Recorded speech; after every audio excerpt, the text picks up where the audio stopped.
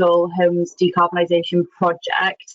I am going to hand over to Pat and Ed in a minute, but just to say that we will have an opportunity for questions and answers at the end. So if anyone has any questions, pose them in the questions box on the right hand side of your screen, and then I'll pose them at the end. And also to let you know that this webinar is going to finish at 3 p.m. It is going to be recorded, so if you can't make the whole session, or if you want to watch it over or pass it on to colleagues, we'll send out the link to the webinar once it's finished.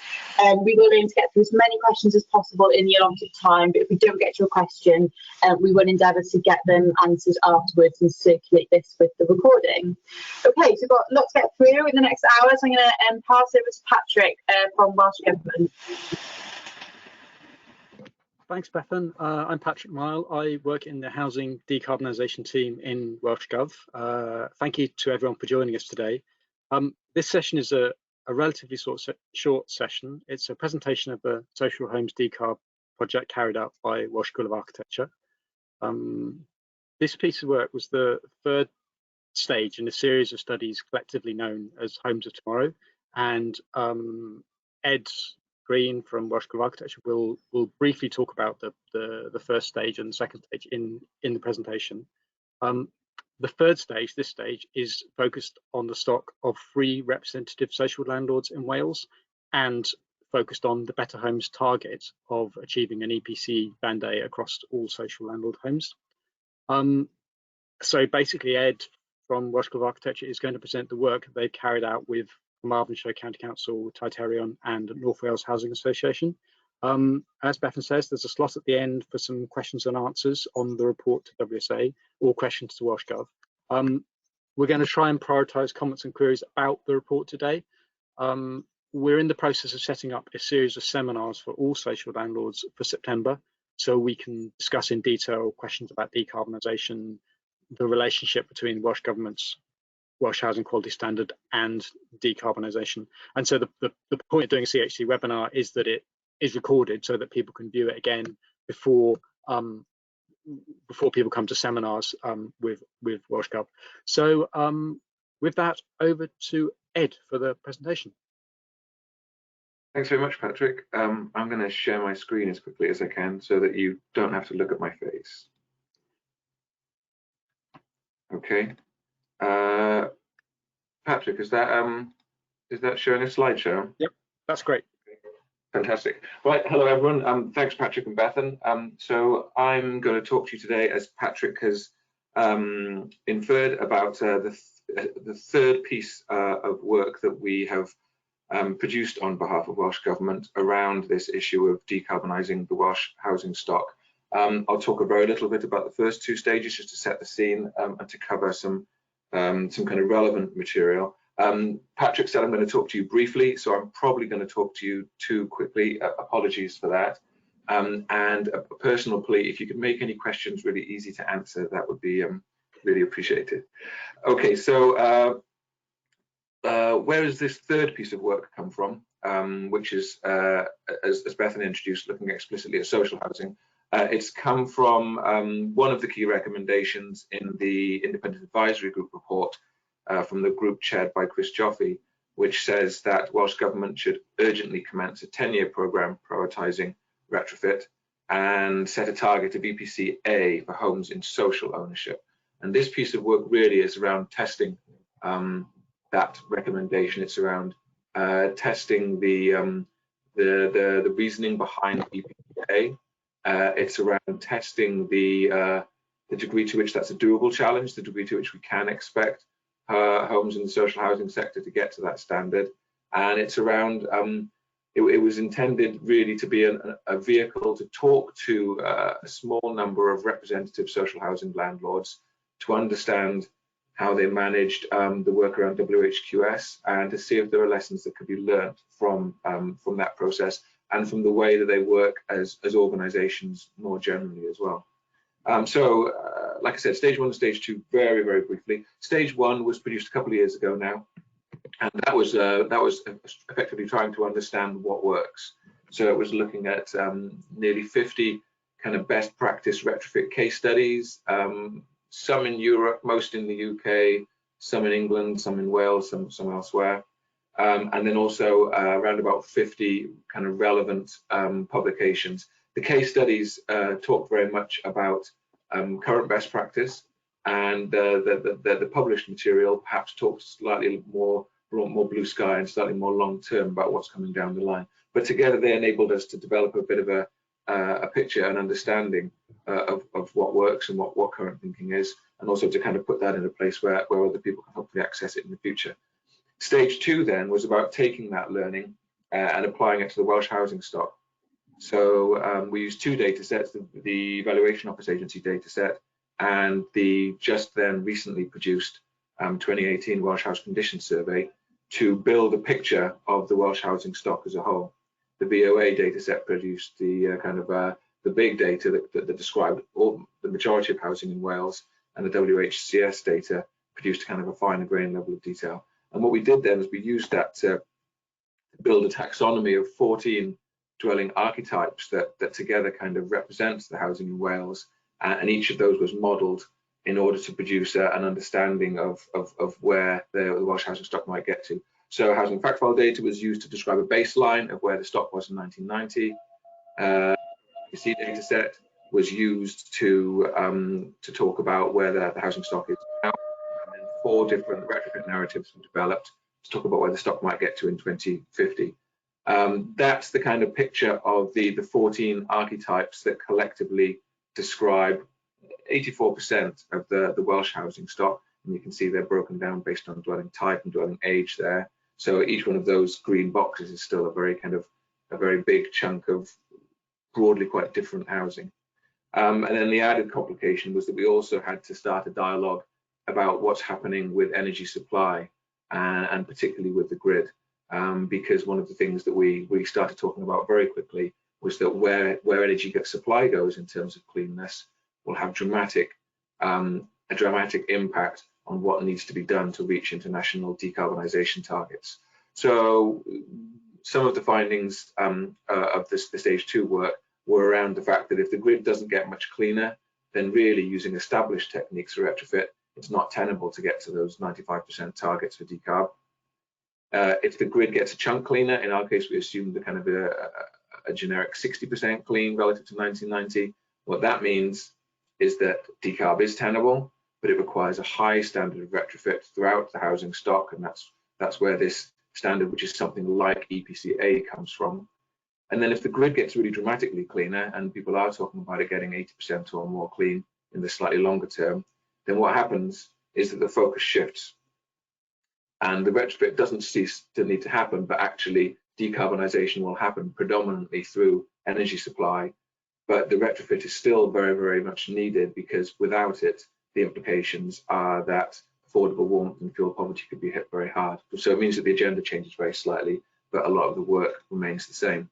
So the stage 2 recommendations, which informed the independent steering group report, were that clearly UK government has to be lobbied to make sure that we get to that 60% clean energy, which, based on all the observations that are happening at the moment, seems to be in the process of happening. The electrical grid in particular is getting cleaner quicker than many people predicted. Action needs to be taken to protect vulnerable households, because inherent in decarbonisation is the risk of increasing fuel bills and increasing fuel poverty. There is this notional standard, which is something like EPC-A, which is a standard where if we get the Welsh housing stock to that, then subject to the grid, targets like 95% decarb seem doable. But then also the acknowledgement that actually in Wales we've got some of the oldest stock and also some of the most varied stock in the whole of Europe. So there were limitations in many cases on what we can expect to do with elements of the Welsh housing stock. And we need to understand those limitations and be clear about acceptable fails in order that we can be sensitive to the nature of the stock without jeopardizing decarb targets. So that's where stage 3 came in, really. And like I've said already, stage 3 was about testing those assumptions, because fundamentally the stage 2 work was attempting to look at the Welsh housing stock as a whole, 1.4 million dwellings, many more people, many permutations. And really we felt that the next piece of work needed to kind of put that whole vehicle into reverse. And rather than starting with this great big statistical picture of the Welsh housing stock as a whole, we felt that the next thing we needed to do was to start with some bricks and mortar examples of real buildings, real homes with real people in them on real streets, and attempt to understand how far realistically we can expect those dwellings to go. So it's a complete shift in scale from the stage 2 work. But like I said, it was about learning as much as possible from the social housing landlords, about the nature of their stock, about their current and anticipated processes in the future around RMI, repair, maintenance and improvement, around their decarbonisation agendas, that sort of thing. And then also about learning about the cost and feasibility of retrofit based on their, in many cases, very detailed, very nuanced understandings of what they can and can't do with their own housing stocks. Point 3 then is about, as you might expect, identifying challenges and benefits. Perhaps more importantly, where we're getting to at the moment is that we're in the process, and you'll see kind of worked examples today, we're in the process of trying to develop tools intended to help initially the social housing landlords, perhaps longer term people more widely, to make the best decisions they can make about how to go about retrofitting their homes. So in a quite timely way, Welsh Government's CAS, Knowledge and Analytics Services, had done a recce of the social housing landlords around about Christmas time of last year, and that had produced a data set which described in a reasonably comprehensive way the social housing stock. So initially we took a look at that data to understand the stock a bit better, and as I'm sure all of you are aware, there were some quite significant differences between the social housing sector and the Welsh housing stock as a whole, and these are the same kind of 14 archetypes based on dwelling type along the horizontal axis and dwelling age along the vertical axis, and you can see that there's quite a different pattern for the social housing stock.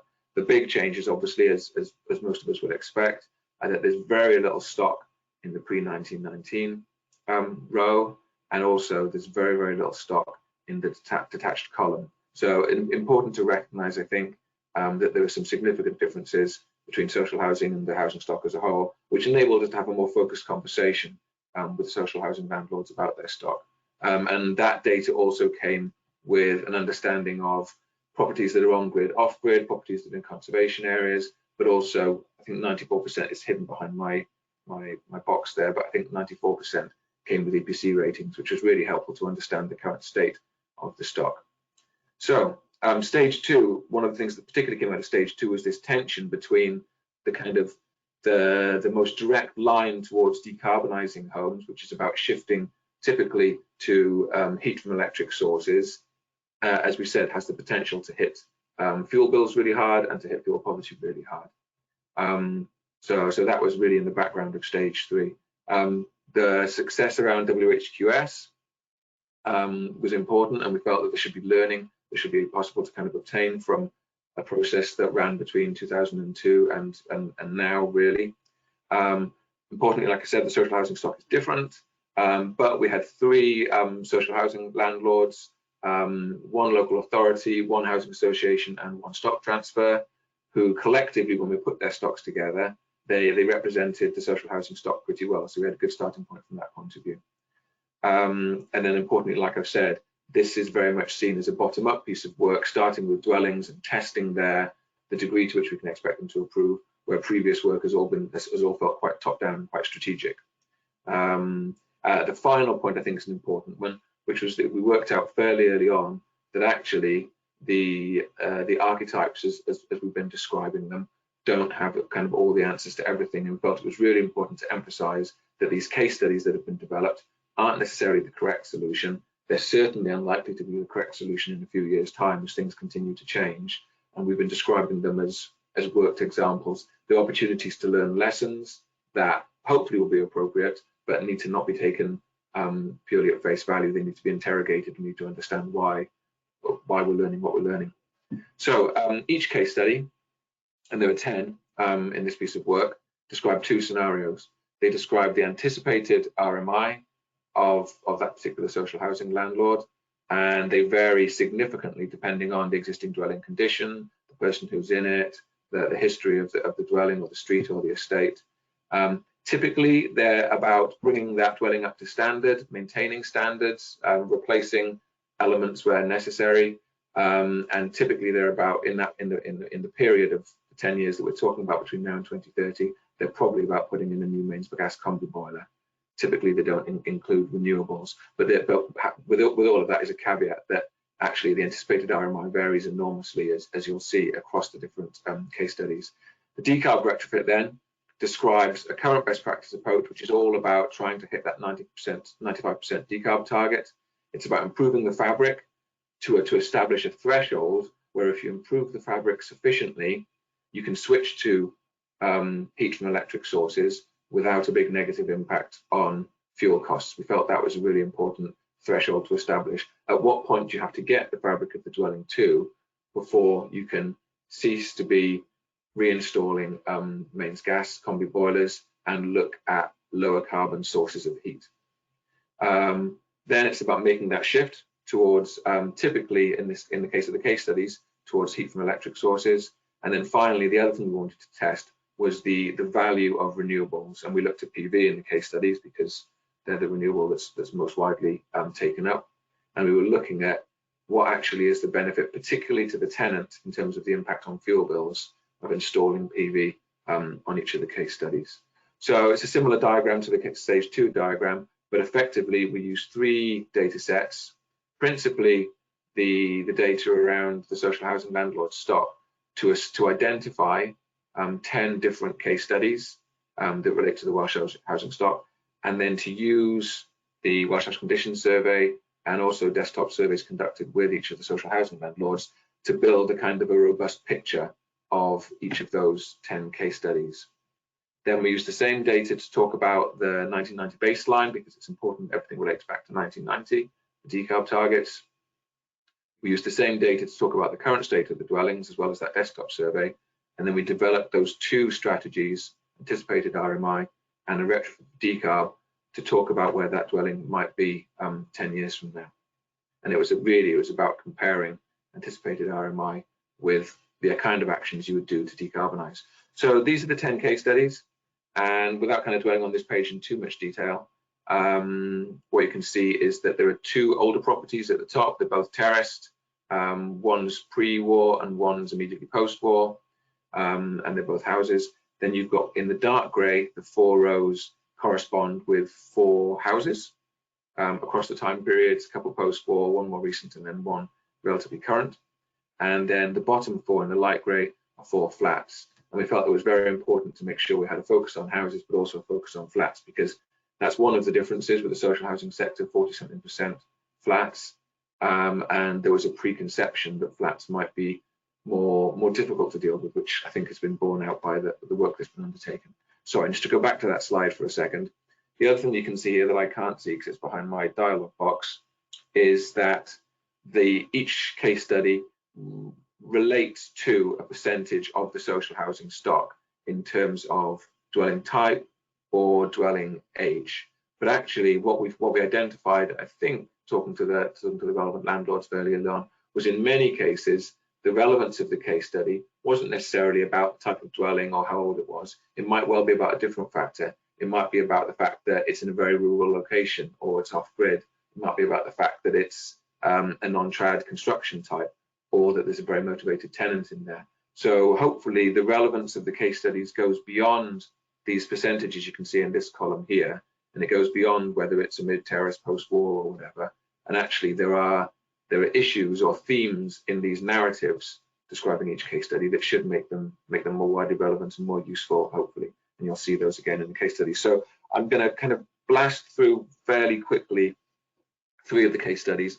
This isn't the full case study, the information on these slides now. This is a kind of a potted version, but hopefully it gives you a sense of what's in the case studies. So in this case, this is a home in a very rural location. It's one of Carmarthenshire's homes. It's a semi built post-war, and this case study is about looking at the cost of decarbonising this home. But actually, it's not just about the type and the age. It's about the fact that in this case, it is in a very rural location, and there is a tenant in situ who's been avoiding getting a new oil-fired boiler because they want to look at more sustainable options. So again, some kind of uniqueness to this case study that goes beyond the type that it represents. So there's a spec that talks about the anticipated RMI, and what you can see here, this is what I mean when I'm talking about the RMI being very varied across the case studies. In this case there, I'm guessing because it's behind the box again, I think it's about 18K of anticipated RMI, because the condition is currently very, very poor, because there's an awful lot of work to do just to bring this up to standard. And like I mentioned, that includes providing a new oil-fired wet central heating system. The decarb retrofit, so sorry, that's expensive for anticipated RMI, as you'll see. The decarb retrofit is about 30K, which is more typical. And from the point of view of thermal performance and envelope performance, it goes beyond what you'd expect to do for RMI. It also includes, like we said, transitioning away from conventional, traditional sources of heat to heat from an electric source. And it includes renewables as well, partly because of the rural location. So there's a significantly higher price tag for the decarb retrofit, as you'll see consistently in the case studies. These are the results then. So if we look on the left-hand side first, this is the anticipated RMI scenario. So you can see there's lots of things happening across all the different colors, and the colors for each component measure tally with the colors you can see in the pie charts. The left-hand side pie chart talks about the impact on decarb, and you can see there actually in this case it's insulating the walls that has the biggest impact on decarb. The right-hand pie chart talks about capital cost. So we developed this, and I think the conversations that we had suggested that this was a valuable graphic to be using, because it enables a conversation about value and about which measures are delivering the best value in terms of decarb. What it doesn't do though, and we were concerned about this, it doesn't talk about the impact on fuel bills for the tenant. So what we try to do is to include bullet points in the text in the middle that make that connection because this is a sort of a three-way triangle. Capital costs pulling in one direction, decarb pulling in a different direction, and then the impact on fuel bills for tenants pulling in a different direction again. And what you can see in this case is that, so this is where this dwelling's at right now. Hopefully you can see my cursor. And like we said, it's a very poor dwelling. So it's only 20% decarb compared to 1990, more than £1,000 a year in terms of fuel bills, probably higher than that in reality. And significant improvement in the fabric planned by the landlord to dramatically improve, reduce the annual fuel bill down to just over £700 a year. Upgrading the heating system doesn't improve much, because in the model it's probably just a minor increase in efficiency.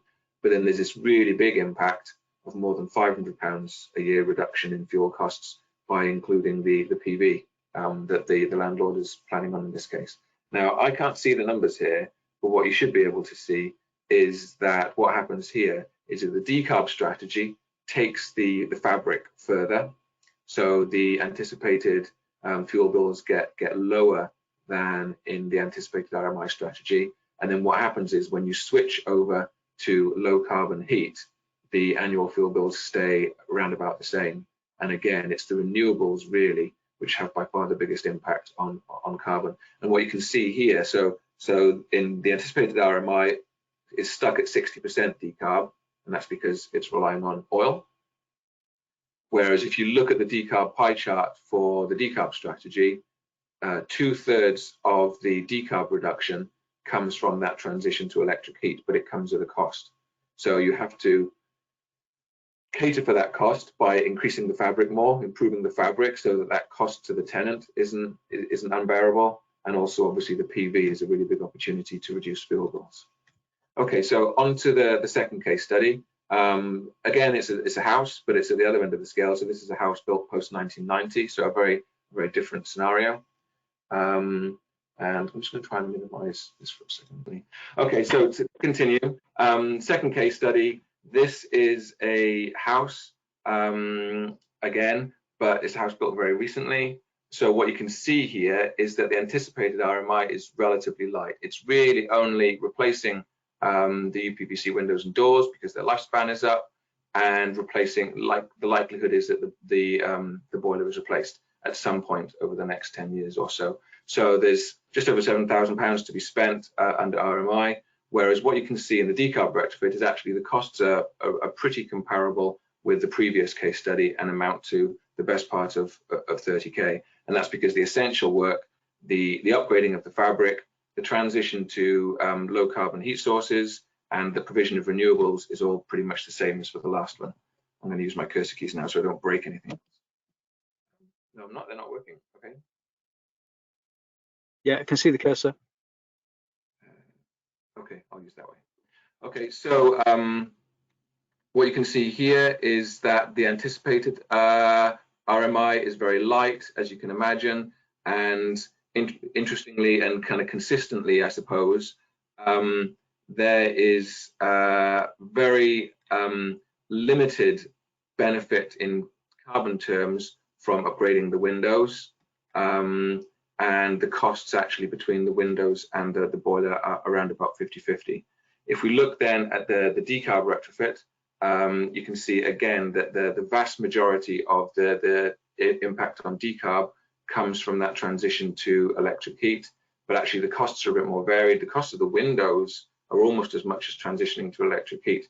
But most importantly, what you see in the figures in the table is that the work that's done to the fabric doesn't particularly show up in the decarb wheel, but what it does is it gets the annual fuel bills down sufficiently to, in this case, to just under £600 a year, so that when you go ahead and put in this case, the air source heat pump, actually the comparison with the wet central heating system as it stands is that it costs the tenant about the same. So it's improving the fabric to a point where you can install low carbon heat rather than reinstalling mains gas public combi boilers without there being a big negative impact on the tenant.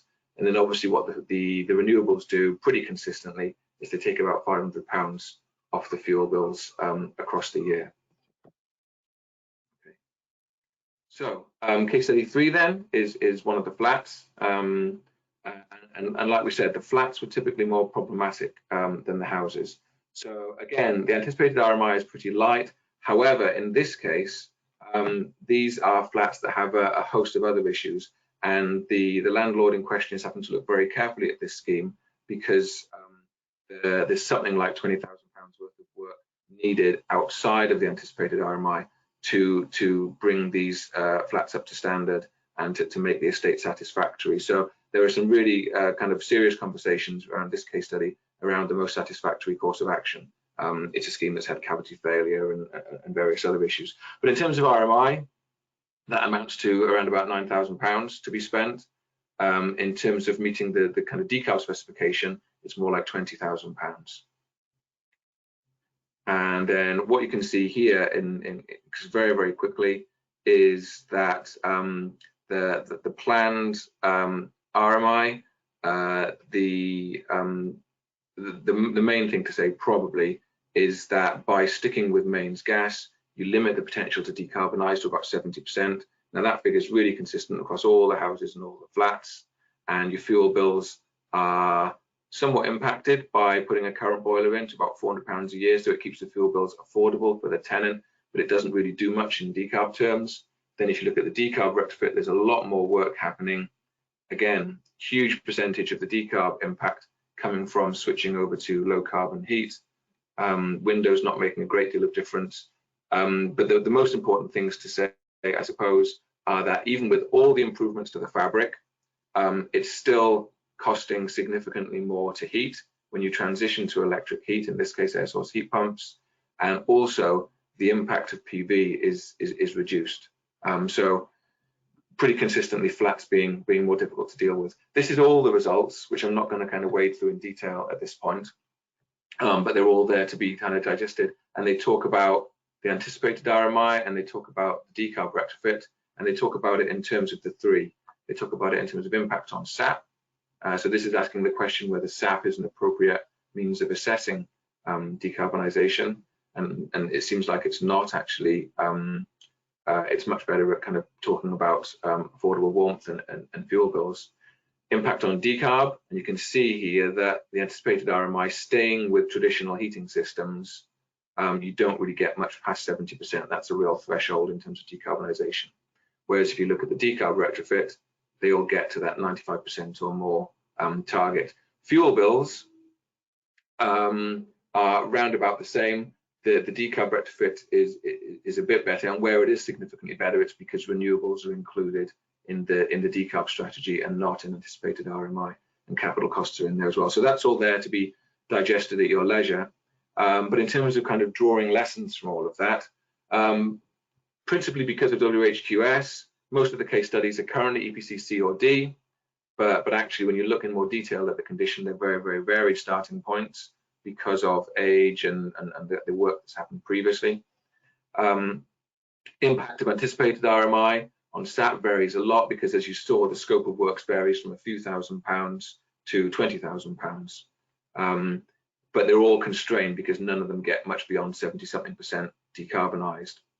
Whereas when you look at a decarb strategy, what you get is a relatively consistent impact on SAP. Most of the difference there is between whether it's a house or a flat, because flats are trickier because there's less fabric to work with. But the impact on decarb is very consistent. You're always getting to that 95% target, and the costs don't vary terribly. So key headline really is that SAP ratings are useful to predict energy efficiency and particularly fuel costs, but they can't be used as the basis to judge whether you're meeting decarb targets or not. And then the other headline is around successful decarbonising. I think this came from all the landlords we talked to, being more challenging than the WHQS program, principally because for WHQS it was possible to kind of adopt a checklist approach, and it's been discussed that maybe one of the things that's driven a very kind of component-based approach among social housing landlords is that kind of checklist to satisfy WHQS over the last 20 years, but particularly that in order to get a decarb strategy right, it requires this kind of holistic view of how the dwelling works and how the various improvements interrelate, which wasn't really nearly so much necessary for WHQS. So in order to make some slightly more kind of nuanced observations, it was necessary to talk separately in houses and flats, because like we said, houses were feeling fairly straightforward, flats were feeling more complicated. So the fabric part of the retrofit for houses is expensive, but without it, by decarbonising, you could dramatically increase fuel costs. And I'm sure that many of you have got anecdotal evidence or evidence yourselves of going in and installing a renewable heating system and then having to take it out, having to make various accommodations because it increases fuel bills for tenants. By sticking with mains gas, typically you constrain decarb to about 70%, so we're not getting to the targets we need to get to, and it's switching to, in the case of the case studies, switching to heat from electric sources that kind of unlocks those high levels of decarb. Installing renewables, as you saw in those pie charts, if you noticed, does have an impact on decarb. Currently, where the grid is at right now, it enables us to get to 95% decarb. Maybe in a few years' time, it won't be necessary from a decarb point of view, but perhaps more importantly, what the renewables do is they make the transition to electric heat much more affordable for tenants by typically taking £500 a year off the fuel bills. And just at the bottom there, the cost is relatively consistent. It's around about 30k a house. So achieving decarb requires that SAP 92 EPCA type level of improvement in the fabric and the transition to a low carbon heat source. So that's what we took away from the 4 houses case studies. In the flats then, the fabric improvement is less expensive, but that's because there's less of it. And what that does is it really constrains what we can do, and it makes it much more difficult to get to the high decarb targets. Flats are also more complicated as a result of party wall and shared ownership. Very often we were looking at estates in shared ownership as a result of right to buy. So various factors making flats more difficult, but at 40% of the stock, they're a difficult part of the stock that still has to be addressed. Like we talked about in the one case study, in some cases there's review happening around whether demolition and new build is actually preferable. In all of the case studies we looked at, it was necessary for the landlord to adopt a more creative approach or a more flexible approach in order to meet those targets. And one example of that is that it was looking really horribly expensive to upgrade the heating of the flats, but actually by coupling it with a care home in their ownership in the immediate area, they were able to look at something like a district heating model. So more creative thinking needed and more lateral thinking needed to make the flats in the case studies work. Cost, again, pretty consistent, 20-something £1,000 per flat. And achieving decarb targets, needing the fabric retrofit, limited as it is needing the transition to a low carbon source of heat, but also needing a significant renewable component. And again, sometimes in flats, particularly under shared ownership, renewables being quite a difficult thing to deliver. And then the last point being that point that I made in the case studies around the fact that actually, even with all of that in the mix, the benefit for the tenant is still typically less than what we see in the houses. So making retrofit work for social housing landlords, there is this presumption around moving from traditional heating sources to low carbon heating sources being expensive for tenants. And I think what the case studies have identified is that there's a threshold of this kind of an enhanced fabric threshold, which we've identified, which you need to get to in order to mitigate all of that. The challenge, I suppose, is that that best fit enhanced standard is going to vary from project to project, from street to street, even from dwelling to dwelling, depending on what's happened historically and any kind of particular constraints around that individual dwelling. So it's best understood through having good data around the stock at a dwelling by dwelling level, and also through conducting accurate modeling before you commit to any retrofit. But importantly, if the dwelling fabric is improved to that enhanced standard, then retrofit of low carbon heating systems can be cost effective for the tenant, and it could start to take the place of boiler replacement programs. It requires this holistic approach. It's more difficult in flats. Currently, like we said, renewables are an important piece of the puzzle from a decarb point of view. They may not be important from a decarb point of view if the grid keeps getting cleaner, but they're still really valuable in terms of making retrofit desirable from a tenant point of view.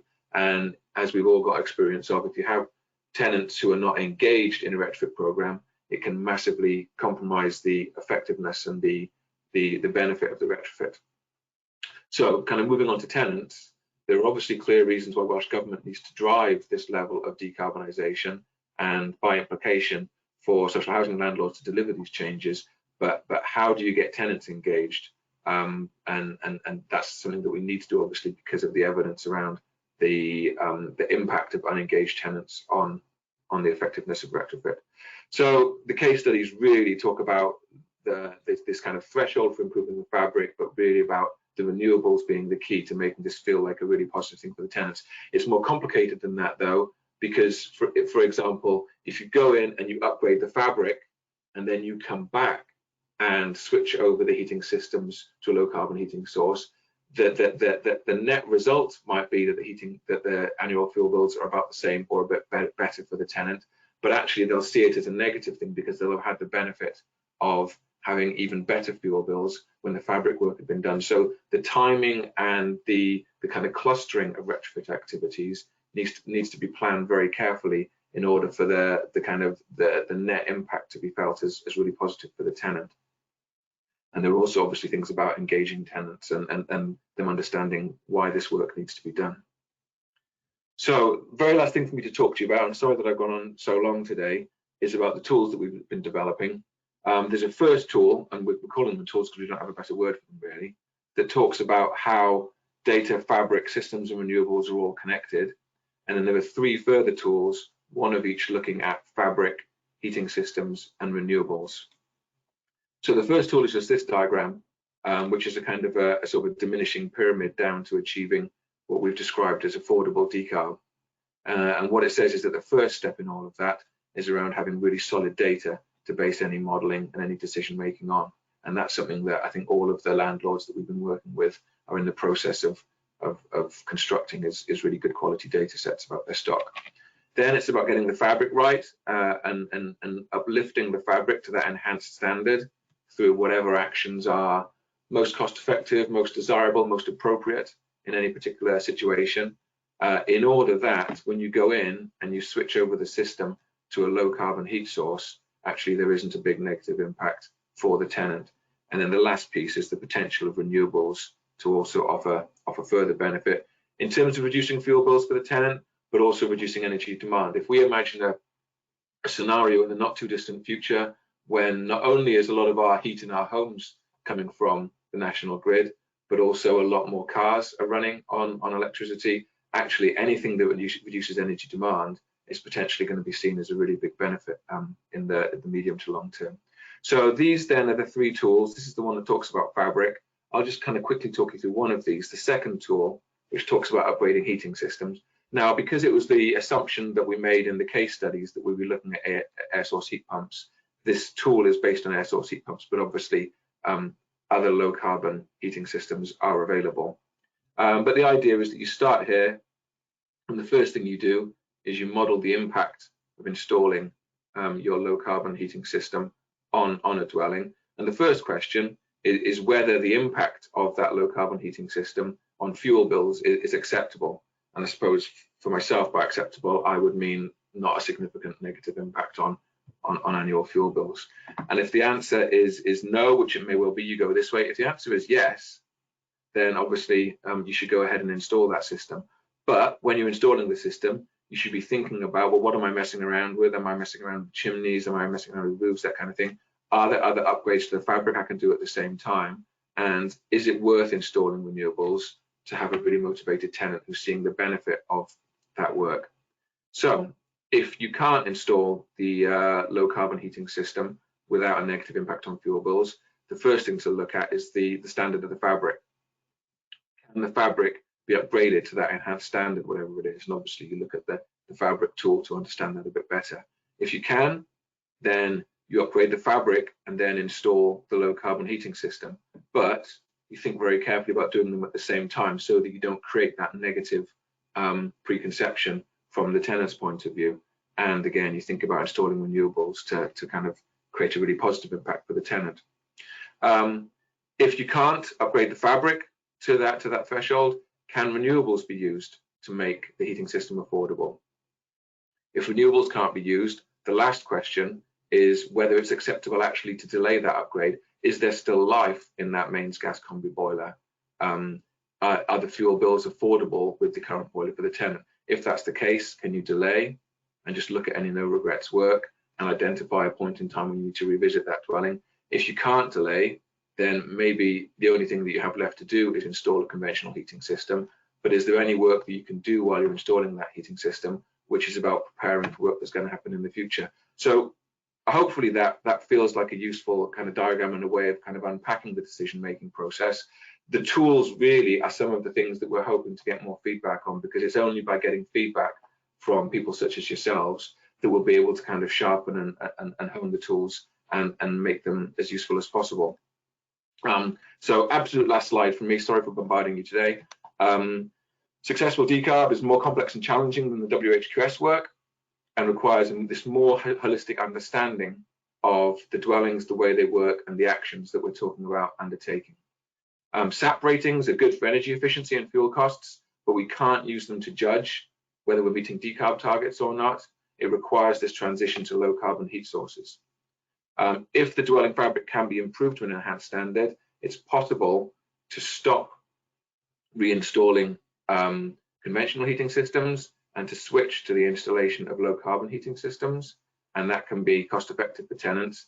Flats are more tricky than houses, however, and there's work to be done around understanding what we do with flats. Renewables are really effective in reducing fuel bills for tenants, typically £500 a year off their fuel bills, and also reduce pressure on the energy supply network. Unengaged tenants can really impact negatively on the effectiveness of retrofit, and we have to understand how to make sure that tenants are engaged and understand what we're doing and see the benefit of the retrofit. Modeling and holistic retrofit are really, really critical to that. And also we've had conversations around whether, with the social housing landlords, around whether they should be developing in-house skills or using external expertise. Now, there are so many nuances to the decision-making process that it feels essential that everyone has expertise internally to be able to develop, but also to be able to continually evolve decarb strategies. But also it feels like there's a real benefit in a much more kind of joined up network of people with expertise, because things are obviously going to continue to change really rapidly over the next few years, and hopefully there's going to be a huge amount of learning from the first wave of retrofit projects that happen. That's it from me. Sorry for that taking so long. That's fantastic. Thanks, Ed. That was all really, really useful stuff. We've got a few questions coming through, so if it's okay, I'm just going to pose them straight to you now. We've got a question from John. So case study 3, your cost estimate for external wall insulation looks very low. Are you confident with the estimate? Yeah, we've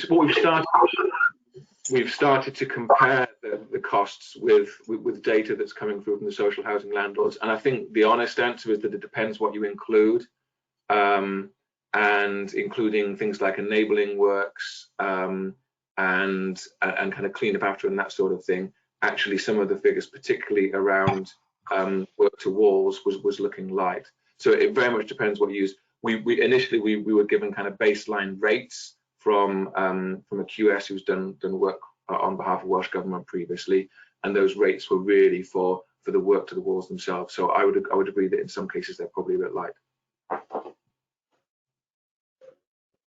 Thank you.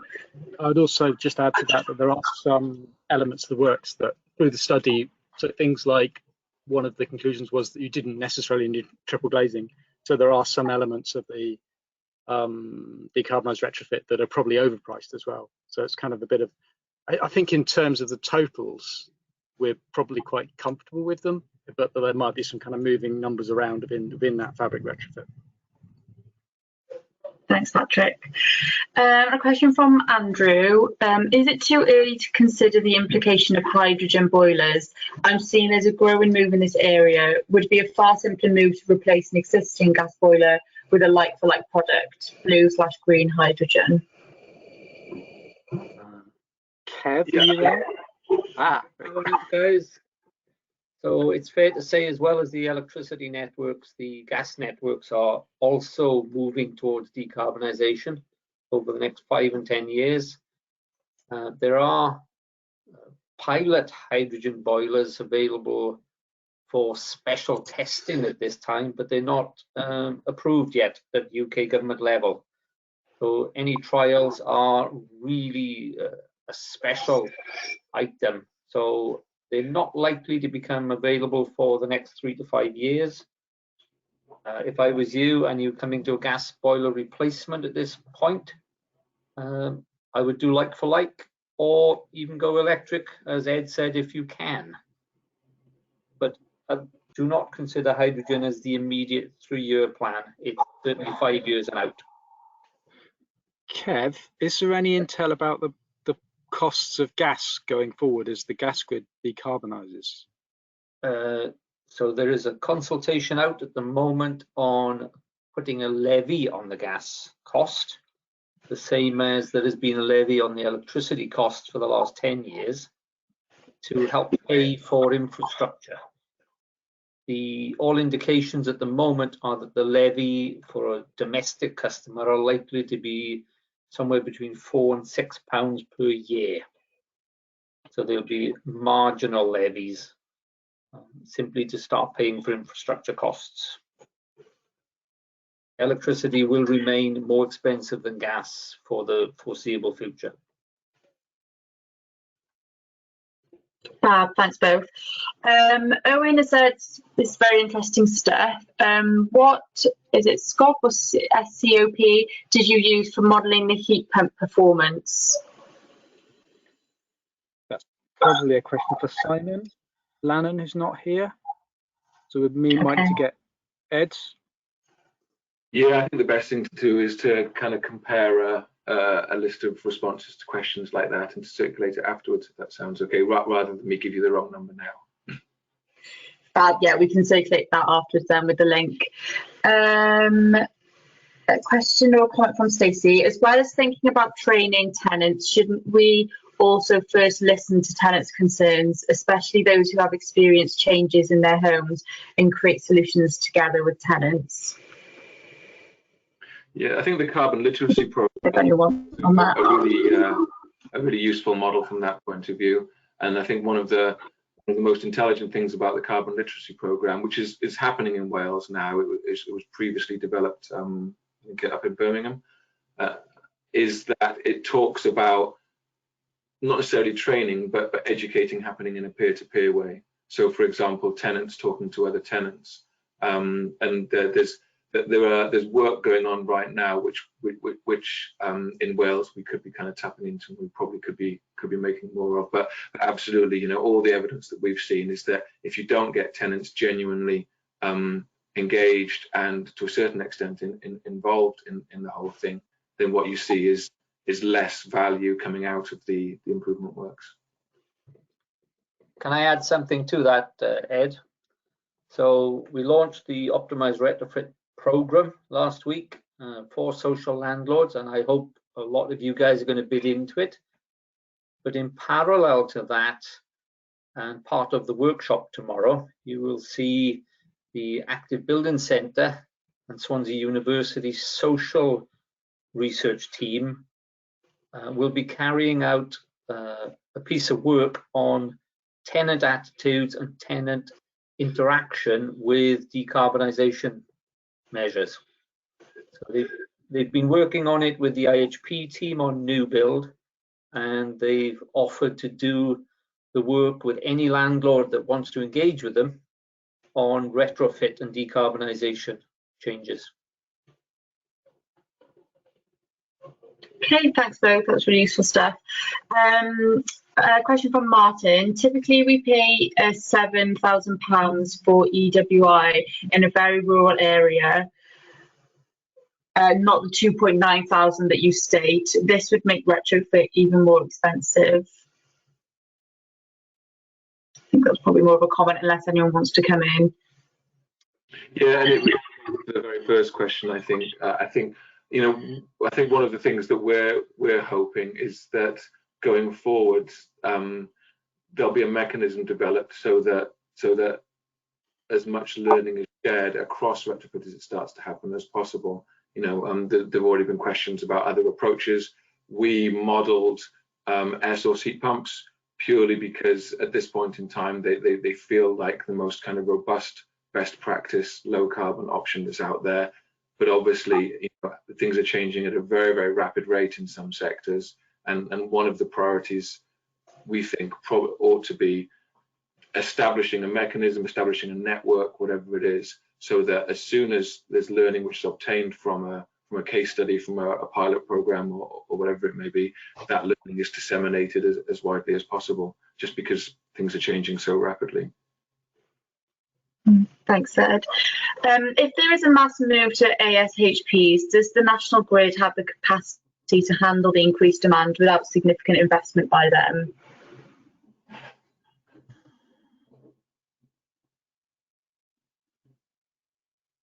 I'm not sure that's a question for Kevin or... I can pick that question up as we're working on the project. So the National Grid as it stands is still being added to. There's a cost of reinforcing that grid structure. And again, one of the approaches we're taking in Wales with optimised retrofit is considering that house and the grid together, so that any countermeasures you make for decarbonisation are done at a time when the grid is ready to accept them for that particular home. And that will vary on a house-by-house basis. And we avoid any over investment in either the house or the grid, because the grid investment potentially could run into tens of billions of pounds just to fully electrify all of Wales. Thank you, Kevin. Where were we? Are there any thoughts on the value of joint procurement as a way of supporting decarbonisation at this point? Can I pick that one up again? I think it's reasonable to say one of the big things we are looking for in the project for optimised retrofit is we are asking landlords to do just that, to collaborate not only on the technical issues, but on the procurement issues and supply chain issues, so that we can roll these out in cost terms at a far better rate than we are now. Great, thanks. Do the likely costs include VAT? No, they don't. Great, thank you. Our tenants in the main have a very negative opinion regarding ASHP. Maybe it would be a good idea the Welsh Government promotes through public adverts that the technology is the way forward. We have a very high percentage of off-gas properties. I think that's more of a comment. Are you able to say the extent of the impact if tenants are less than fully engaged? After all, even after many programmes running for some time, we all have large numbers of residents digitally unengaged.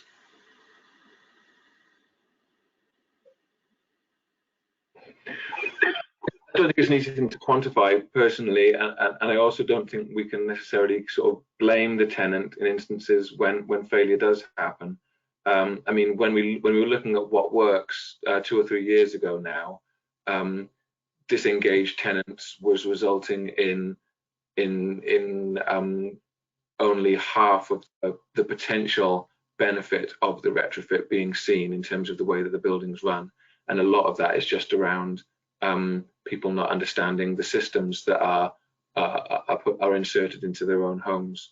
So you know, I think that there's going to be kind of a good practice just around making sure that the tenants not only get the conversations that engage them in the process, but also get the training that's needed in order to understand how to use the equipment that's installed in their homes in the future. Thanks, Ed. We've got 1 minute left, so I'm just going to ask one more question, and then I'll pose the rest of the questions then offline. So we've got a question from John. I imagine there will be a shortage of skills to deliver the programme, pushing prices up. Are there any plans to train a workforce to deliver the programme? I think that's one for Welsh Government, possibly. Can I pick up on that one as well, guys? Yeah. So one of the key strands for the optimized retrofit program that we've launched will be capacity and capability analysis. We're asking any applicants to the schemes to use the opportunity to highlight any skills gaps they may have, both in-house and in their supply chains. And then we will use that evidence to put in place support mechanisms to address those issues. Fantastic, thank you, Kevin. We're bang on 4 o'clock now, so I'm not sure if Ed or Patrick has anything they want to say towards the end. Otherwise, I'll close up. Just to thank you for listening. I just, to thank everyone and to say that just a reminder that Welsh Government will be setting some seminars up to discuss this report, to discuss the Welsh Government's response to it, and to discuss the interaction between the Welsh Housing Quality Standard and decarbonisation, and to look out for the sign up to those seminars in the first week of September. And Patrick, can we just say that the tools really are a first stab at trying to understand and help with the decision-making process in a kind of a sort of a thematically organised way, and really they'll only become really useful and really kind of attuned to the decisions that are being made if we get lots and lots of feedback on them. So I think if anyone does have a chance to kind of pick up the tools and sort of work their way through them and try them out, any feedback that they come back with would be really helpful. Yeah, I noticed one of the other questions that Julia answered was the presentation will be circulated and the report when it's finalised. And as we said, the report will contain the full 10 case studies, and there's obviously more detail in the published report than there was in the slides today. Fantastic. Okay, thank you all. That was really useful, really informative. As I said, I will, we've recorded this, so I'll send a link of this recording along with any answers to questions that weren't answered. If the report is ready, and we'll send that out as well. Thanks everyone for joining us. As I said, it's great to see you all here. We'll probably have another decarb webinar sometime in the near future, so we'll see you all again soon. Thanks everyone.